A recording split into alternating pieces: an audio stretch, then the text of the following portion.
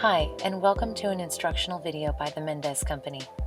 In this video, you will learn how to fix a jammed garbage disposal. So let's get started.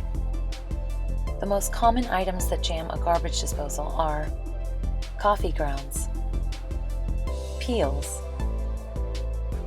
stringy vegetables, grains, shells, bones, grease,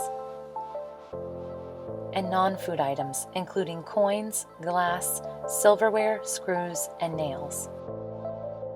Before beginning any repairs, make sure your garbage disposal is turned off.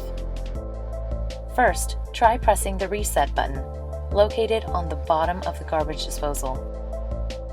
If that doesn't work, use a garbage disposal wrench. These can be purchased at your local hardware store.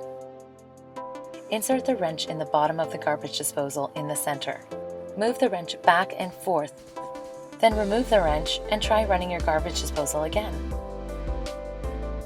Continue using the wrench until the garbage disposal is able to run by itself again.